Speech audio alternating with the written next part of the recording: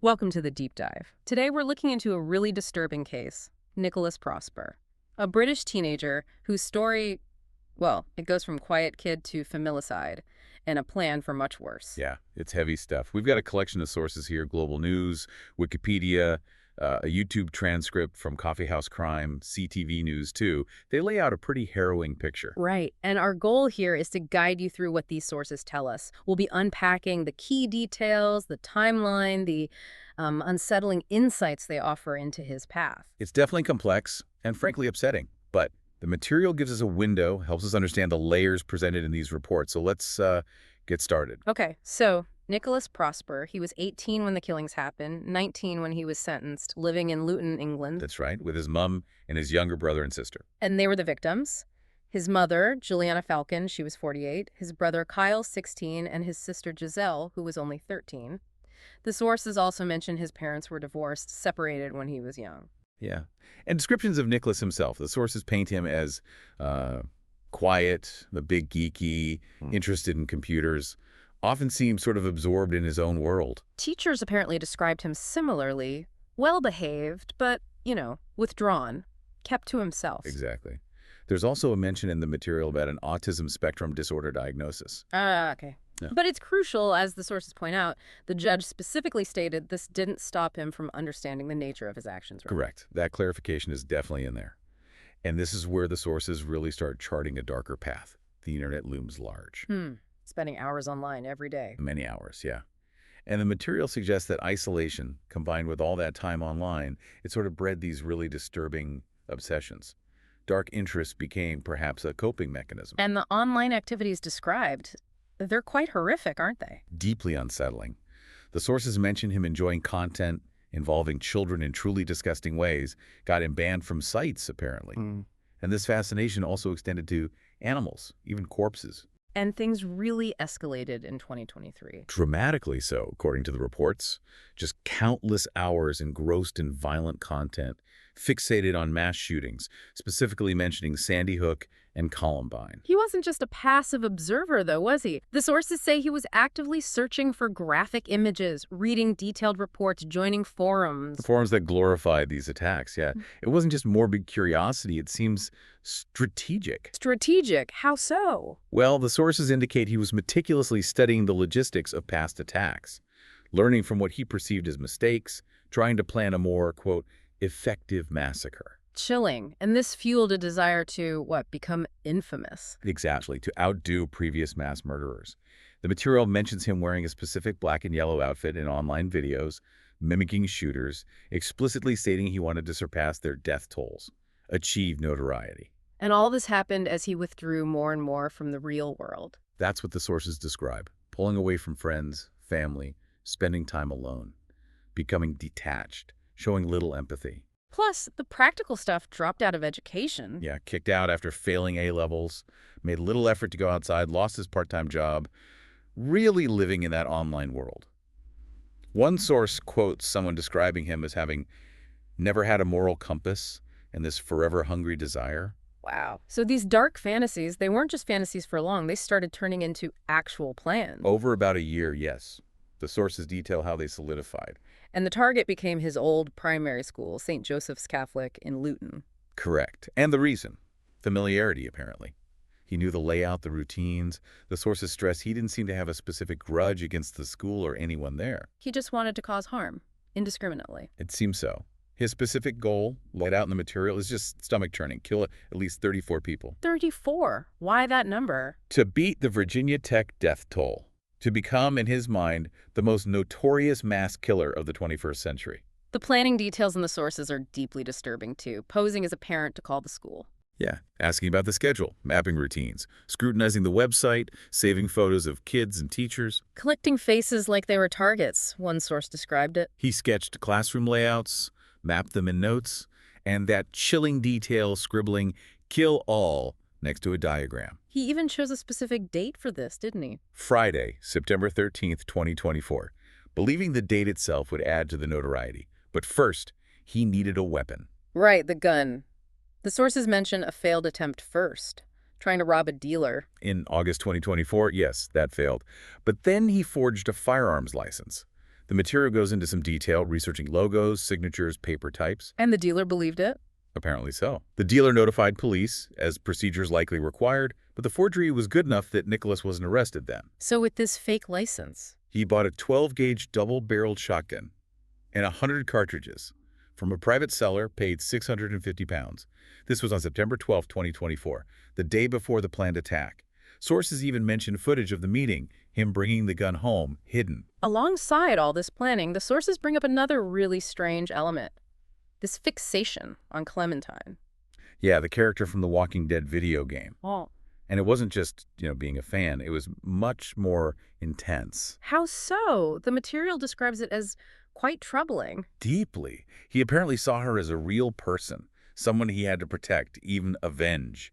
He wrote about her in journals like she was real, needed him. He was her hero, ready to kill for her. And the fact she's a child character just adds another disturbing layer. And this connects to a video he made, because his sister did something in the game. That's what the sources indicate.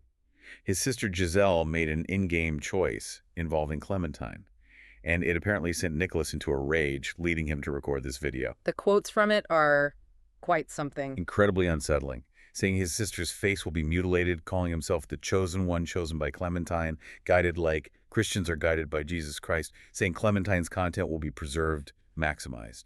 Just bizarre and menacing. Though the prosecutors apparently argued this wasn't directly relevant to the shooting plan itself. Right. The sources note that distinction, but it's presented as part of the overall picture. The obsession is discovered during the investigation. Okay, so let's shift to the final hours. September 12th, the night before the planned massacre. He's at his computer, family's asleep, and he's deep in research again. What kind of research? The sources detail some pretty grim stuff. Yeah, reading about shotgun injuries to the neck, suggesting maybe thoughts of suicide alongside homicide. Looking at case studies of other massacres, reports on Sarah Everard's murder, viewing images of necrophilia. Right up until the early morning hours, watching extreme pornography, looking at Columbine photos. Until 4:11 a.m., 4:42 a.m., the sources describe it like he was soaking himself in horror, a ritual almost. And then he prepared his bag. Weapon, ammunition, ready to leave at dawn for the school. That was the plan, but it got interrupted. His mother woke up. Juliana, yes, woke up early, confronted him. The sources indicate this disrupted his plan to kill them in their sleep. A struggle started. And then the murders themselves, the sequence laid out in the sources is just brutal. Horrific. He shot his mother, Juliana, first, headshot, close range, in the hallway. Killed instantly. And that detail about the book, How to Kill Your Family, placed on her body. Yes, the sources include that chilling detail. Then his sister, Giselle, 13, heard the shot. Came towards the hallway, saw him. He fired towards her, grazed her head.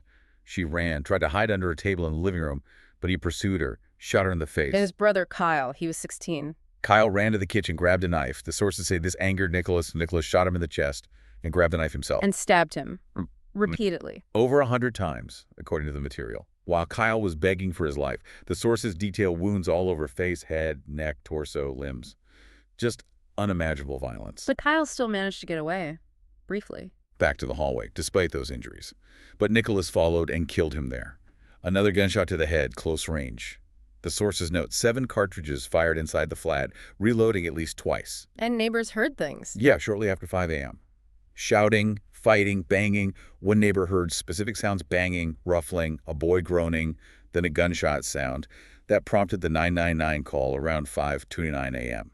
After this, Nikolas left the flat. CCTV caught him. At 5:33 a.m., walking towards the school, had the reloaded shotgun, 33 cartridges left in a bag. But his plan changed again because of the police activity. Exactly.